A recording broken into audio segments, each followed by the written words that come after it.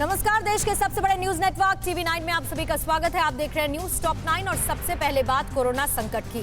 Corona का महासंकट बरकरार है, लेकिन आज राहत की कुछ बड़ी खबरें हैं। वैक्सीन को लेकर अपडेट क्या है, हम आपको ये भी बताएंगे और जानेंगे कि माया नगरी मुंबई कैसे महामारी से उबरकर बाहर निकल रही है। कोरोना से जुड़ी बड़ी खबरों के लिए देखिए टॉप 9 कोरोना से जान। 2 दिनों में कोरोना के नए केस में बड़ी गिरावट आई है। पिछले 24 घंटे में देश में संक्रमण के 3,29,379 नए मामले आए हैं। बेहद खास बात यह रही कि महीनों बाद पहली बार केस के मुकाबले रिकवरी ज्यादा हुई है। 3,55,745 लोग 24 घंटे में कोरोना से रिकवर हुए हैं। हालांकि एक दिन में कोरोना से 3,877 लोगों की जान चली गई। यूपी और दिल्ली में कोरोना के मामले तेजी से घटे हैं। साथ ही दोनों राज्यों में पॉजिटिविटी रेट भी कम हुआ है। यूपी में 24 घंटे में 21,277 केस आए हैं। 278 लोगों की मौत हो गई। दिल्ली में एक दिन में 12,651 नए केस आए, जबकि 319 लोगों की जान महामारी से चली गई। काफी समय बाद नए केस के मामले में कर्नाटक महाराष्ट्र से आगे निकल गया है। महाराष्ट्र में 24 घंटे में 37,236 नए केस आए हैं, जबकि कर्नाटक में 39,305। केरल में भी मामले घट रहे हैं। राज्य में एक दिन में 27,487 नए केस आए। राहत की बात यह भी है कि केरल में केस भले ही काफी कम आ रहे हों, लेकिन प्रदेश में मौत के आंकड़े लगातार कंट्रोल में हैं। 24 घंटे में केरल में 65 लोगों की जान गई है। मुंबई में संक्रमण काफी हद तक कंट्रोल में आता दिख रहा है। महानगर में पिछले 24 घंटे में सिर्फ 1,794 नए केस आए हैं। 11 मार्च के बाद ये सबसे कम आंकड़ा है। जिस धारावी में पहली लहर में हालात बेकाबू हो गए थे, वहां सिर्फ संक्रमण के 9 केस आए।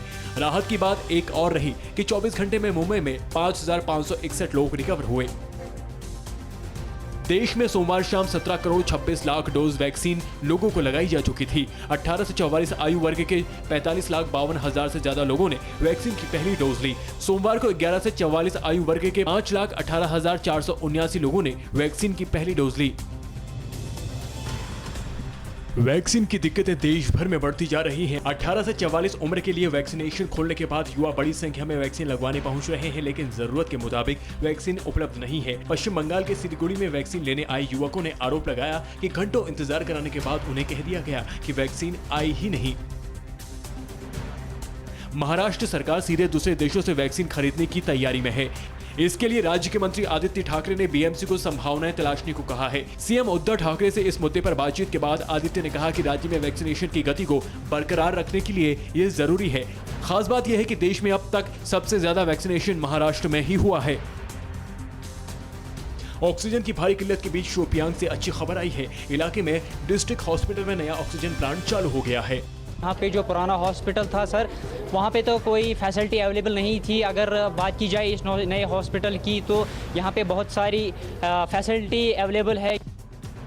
आंध्र प्रदेश के अस्पताल में 11 लोगों की मौत ऑक्सीजन सप्लाई में दिक्कत की वजह से हो गई। मामला तिरुपति रुइया सरकारी अस्पताल का है। मुख्यमंत्री जगनमोहन रेड्डी ने पूरे मामले की जांच के आदेश दिए हैं। परिजनों का आरोप है कि मरीजों की जान अस्पताल लापरवाही से गई है। कोरोना गाइडलाइंस को लेकर लोग क्यों नहीं अलर्ट हो रहे हैं? कोविड काल में शादी कैसे बन गई परिवार की तबाही की वजह? बिहार में वेंटिलेटर्स क्यों खा रहे हैं धूल? देखिए टॉप 9 कोरोना अलर्ट। कुछ लोग कोरोना संकट को अभी भी बेहद हल्के में ले रहे हैं। ऐसा वाकया उड़ीसा के बेहरामपुर में दिखा, जहां एक मंदिर के उद्घाटन के मौके पर सैकड़ों लोग पहुंचे, जिनमें महिलाएं भी भारी तादाद में थी। इस मौके पर लोगों ने कोरोना गाइडलाइंस का जरा भी ख्याल नहीं रखा। कोरोना काल में शादी कराना एक परिवार को महंगा पड़ा। पूरे परिवार पर कोरोना का कहर टूट पड़ा। परिवार में अब तक कोरोना संक्रमित होकर 4 सदस्यों की मौत हो चुकी है। शादी समारोह में रिश्तेदार दूर दूर से आए थे और किसी किस्म के कोरोना गाइडलाइंस का लोगों ने फॉलो नहीं किया। मामला बिहार के दरभंगा का है। 16 अप्रैल को शादी के तुरंत बाद विपिन चौधरी के भतीजे की मौत कोरोना से हो गई और इसके बाद तो जैसे घर में मौत की कतार ही लग गई। पंजाब में भी कोरोना के हालात बेहद बुरे हैं। संगरूर की तकीपुर गांव में एक ही परिवार के 4 लोगों की मौत के बाद सन्नाटा पसरा है। गांव के पूर्व सरपंच और उनके 2 बेटे और एक बेटी की जान कोरोना से 1 हफ्ते के भीतर चले गई। कहा जा रहा है कि संगरूर में 1 हफ्ते के अंदर करीब 100 लोगों की जान महामारी से चले गई। डॉक्टरों की टीम गाँव में लगातार सैंपलिंग और वैक्सीनेशन का काम कर रही है, लेकिन लोगों का भरोसा टूट सा गया है। बिहार के सुपौल में 6 वेंटिलेटर जंग खा रहे हैं, जबकि राज्य में रोज वेंटिलेटर के अभाव में मौतें हो रही हैं। इन्हें पिछले साल जून महीने में ही लाया गया था, लेकिन वेंटिलेटर्स यूं ही पड़े रहे। ये हाल तब है जब सुपौल में रोजाना 60 से अधिक पॉजिटिव मरीज सामने आ रहे हैं, लेकिन यहाँ का सरकारी अस्पताल मरीजों का इलाज करने की जगह उन्हें पटना या DMCH रेफर कर देता है। बिहार के सुपौल में ये वेंटिलेटर्स PM केयर फंड के पैसे से आए थे। वेंटिलेटर होने के बावजूद अस्पताल में न लगाए जाने के सवाल पर बताया गया कि दरअसल यहाँ इसे चलाने वाले प्रशिक्षित टेक्नीशियन ही उपलब्ध नहीं हैं। दरअसल सदर अस्पताल के इमरजेंसी वार्ड में वेंटिलेटर इंस्टॉल करने से पहले वहाँ ऑक्सीजन पाइपलाइन लगाई जानी है। इसके लिए संबंधित विभाग को चिट्ठी भी लिखी गई, लेकिन इसके आगे कुछ नहीं हुआ।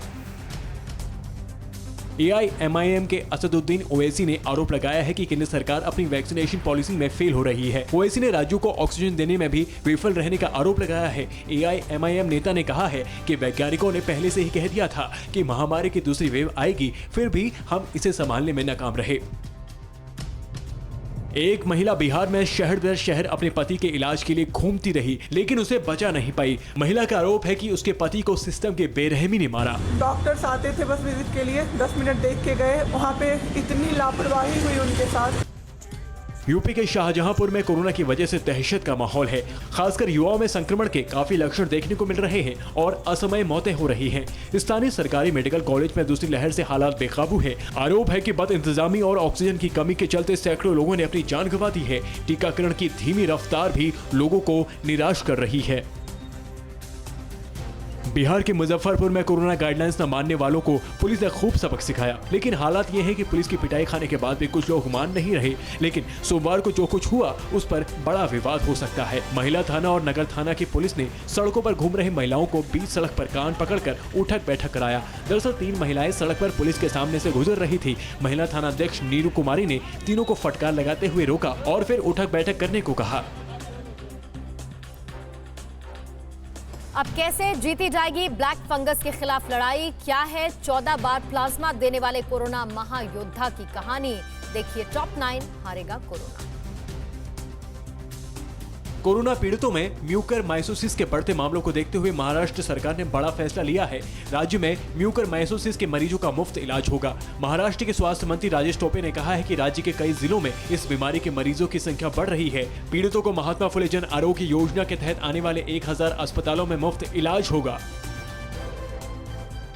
हिमाचल प्रदेश के CM जयराम ठाकुर ने शिमला में स्थानीय IGMC हॉस्पिटल का दौरा किया। जयराम ठाकुर ने इस दौरान अस्पताल के इंतजामों के बारे में अधिकारियों से जानकारी ली और प्रभावी तरीके से संक्रमण से निपटने के लिए कहा। जयराम ठाकुर ने इस मौके पर लोगों से अपील की कि जो प्रतिबंध लगाए गए हैं उन पर अमल जरूर करें। कोरोना को हराने में दवाई और रेमडेसिविर इंजेक्शन के अलावा प्लाज्मा भी कारगर साबित हो रहा है। हालांकि कई अफवाहों की वजह से कुछ लोग प्लाज्मा दान करने से बचते हैं, लेकिन पुणे के बिजनेसमैन अजय मुनोट ने प्लाज्मा दान कर एक नया कीर्तिमान स्थापित कर दिया है। मुनोट ने अब तक 14 बार प्लाज्मा दान किया है, जो बाकियों के लिए एक उदाहरण है। इनका नाम India book of world record में दर्ज हो गया है। यूपी के गहमर में कोरोना से हो रही लगातार मौतों के चलते अंतिम संस्कार के लिए लकड़ियां कम पड़ने लगी हैं। हालात ये है कि बहुत सारे इलाकों में शव को सीधे नदियों में बहा दिया जा रहा है। नतीजा ये हुआ कि पिछले कुछ दिनों से गंगा के आसपास किनारों पर कई जगहों पर शवों के ढेर लग गए। स्थानीय लोगों ने कहा कि इसकी सूचना तहसील प्रशासन को दी गई थी, लेकिन किसी भी अधिकारी ने इसकी सुध नहीं ली। बिहार के पूर्व स्वास्थ्य मंत्री और लालू प्रसाद के बेटे तेज प्रताप यादव ने सोमवार को पटना मेडिकल कॉलेज अस्पताल का दौरा किया। इस दौरान तेज प्रताप ने वहां की व्यवस्थाएं देखी। दरअसल जेल से छूटे लालू प्रसाद यादव ने एक दिन पहले ही सभी RJD नेताओं से कोरोना पीड़ित परिवारों की मदद की हिदायत दी थी। बिहार के पूर्णिया में राष्ट्रीय जनता दल के नेता प्रमोद चौधरी की कोरोना से मौत हो गई। बुधवार को प्रमोद चौधरी की तबीयत अचानक बिगड़ गई थी। उन्हें आनंद फानन में अररिया के सदर अस्पताल में लाया गया। अस्पताल के चिकित्सकों ने उन्हें तुरंत वेंटिलेटर पर रखे जाने की जरूरत बताई। सदर अस्पताल में वेंटिलेटर भी मौजूद था, लेकिन राजद नेता को यह सेवा समय पर नहीं मिल सकी और डॉक्टर ने उन्हें पूर्णिया रेफर कर दिया। इंडियन एयरफोर्स देश की कोरोना से लड़ाई में जोर शोर से जुटा हुआ है। इंडियन एयरफोर्स का विमान जकार्ता से 2 क्रायोजेनिक ऑक्सीजन कंटेनर्स लेकर जामनगर पहुंचा, जबकि एक और विमान 3 कंटेनर्स के साथ सिंगापुर से पानागढ़ आया। एक और विमान फ्रांस से 2 ऑक्सीजन जनरेटर्स लेकर फ्रांस से हिंडन एयरबेस पहुंचा। इंग्लैंड लॉकडाउन खत्म करने के तीसरे चरण में जाने की तैयारी में है। देश में 17 मई से कई और छूट दी जाएंगी। देश में जुलाई महीने के बाद हॉस्पिटलाइजेशन और मौतों की संख्या न्यूनतम स्तर पर है। ऐसे में प्रधानमंत्री बोरिस जॉनसन ने कई रियायतें देने का फैसला किया है। हिमाचल प्रदेश में कोरोना कर्फ्यू के बीच कुल्लू पुलिस की रुस्तम वॉलंटियर्स की टीम विवाह शादियों में गीत संगीत के जरिए कोरोना नियमों के बारे में लोगों को जागरूक कर रही है। बताया जा रहा है कि पिछले 72 घंटे में रुस्तम टीम के वॉलंटियर्स ने 10 शादियों में ये काम किया। टीम के सदस्यों ने इन शादियों में पहुंचकर विवाहित जोड़ों को बधाई भी दी। शादी में हमेशा है लगाना। सेंट्रल विस्टा प्रोजेक्ट पर रोक की मांग वाली याचिका पर दिल्ली हाईकोर्ट में आज सुनवाई है। सीतलकुची फायरिंग मामले में सीआईएसएफ जवानों को सीआईडी का नोटिस। पश्चिम बंगाल में शुभेंदु अधिकारी को बीजेपी ने बनाया नेता प्रतिपक्ष। देश से जुड़ी अहम खबरें देखिए टॉप 9 राष्ट्र। सोमवार को हुई कांग्रेस वर्किंग कमेटी की बैठक में सरकार की वैक्सीन पॉलिसी और सेंट्रल विस्टा प्रोजेक्ट को लेकर केंद्र सरकार पर हमला बोला गया। कांग्रेस सांसद केसी वेणुगोपाल ने कोरोना काल में चल रहे सेंट्रल विस्टा प्रोजेक्ट पर सवाल उठाते हुए कहा, जब लोगों को वैक्सीन और ऑक्सीजन की जरूरत है तब पीएम के लिए महल बनाने पर पैसा बर्बाद किया जा रहे हैं। कोरोना के बढ़ते मामलों के बीच दिल्ली में सेंट्रल विस्टा के निर्माण पर रोक लगाने के लिए पीआईएल पर जल्द सुनवाई की मांग पर आज दिल्ली हाईकोर्ट में सुनवाई हो सकती है। याचिका में मांग की गई है कि देश में कोरोना कहर जारी है, ऐसे में निर्माण को इजाजत नहीं देनी चाहिए। पश्चिम बंगाल सीआईडी ने सीतलकुची फायरिंग मामले में सीआईएसएफ के 6 जवानों को नोटिस जारी किया है, जिसमें उन्हें पूछताछ के लिए आज सीआईडी मुख्यालय में पेश होने को कहा गया है। विधानसभा चुनाव के दौरान सीतलकुची में सीआईएसएफ जवानों की फायरिंग में टीएमसी समर्थकों की मौत हुई थी। राज्य सरकार ने घटना की जाँच के लिए एसआईटी का गठन किया है। सीआईडी के सीतलकुची फायरिंग मामले में सीआईएसएफ के 6 जवानों को नोटिस भेजने पर बीजेपी नेता कैलाश विजयवर्गीय ने कहा है कि सीआईडी राजनीति से प्रेरित होकर काम कर रही है, उनको बुलाने का कोई अधिकार नहीं है। वहीं बीजेपी नेता शुभेंदु अधिकारी ने कहा है कि बंगाल सीआईडी सीआईएसएफ नोटिस भेजने का अधिकार नहीं रखती। पश्चिम बंगाल में हिंसा की घटनाओं के बीच केंद्रीय गृह मंत्रालय ने 61 बीजेपी विधायकों को एक्स कैटेगरी की सुरक्षा देने का फैसला किया है। विस्तृत समीक्षा के गृह मंत्रालय ने सुरक्षा देने का फैसला किया है। इससे पहले राज्य में विधानसभा चुनावों से पहले 10 और बीजेपी नेताओं को अतिरिक्त सुरक्षा दी गई थी। बीजेपी ने नंदीग्राम से ममता बनर्जी को हराने वाले विधायक शुभेंदु अधिकारी को पश्चिम बंगाल विधानसभा में नेता प्रतिपक्ष चुना है। केंद्रीय मंत्री रविशंकर प्रसाद ने विधायकों की बैठकों के बाद उनके नाम की घोषणा की। ऐलान के बाद शुभेंदु ने कहा कि मैं राज्य के लोगों की उम्मीदों को पूरा करने के लिए काम करूंगा। लोकसभा में कांग्रेस संसदीय दल के नेता अधीर रंजन चौधरी ने राष्ट्रपति रामनाथ कोविंद को खत लिखकर अनुरोध किया है कि कोरोना महामारी की वजह से बने हालात में एक विशेष संसद सत्र बुलाया जाना चाहिए, जिससे देश भर के सांसद अपने क्षेत्र में राज्य की स्थिति के बारे में बता सके, जिससे लोगों की परेशानी कम करने का रास्ता निकाला जा सके। विधानसभा चुनाव में कांग्रेस के खराब प्रदर्शन के बाद पार्टी की अंतरिम अध्यक्ष सोनिया गांधी ने पार्टी में चीजों को दुरुस्त करने का आह्वान किया है। कांग्रेस कार्य समिति की बैठक में सोनिया ने कहा कि हमें इन झटकों से सीखने की जरूरत है। पार्टी को निराशाजनक प्रदर्शन के बाद अपनी असफलताओं पर ध्यान देने की जरूरत है। केंद्र शासित प्रदेश जम्मू कश्मीर के उपराज्यपाल मनोज सिन्हा का आधिकारिक ट्विटर हैंडल सोमवार को सस्पेंड कर दिया गया। हालांकि थोड़ी देर बाद ही इसे फिर से बहाल कर दिया गया। मामले पर ट्विटर की ओर से कहा गया कि टेक्निकल ग्लिच के कारण उपराज्यपाल का ट्विटर हैंडल कुछ देर के लिए बंद हुआ था।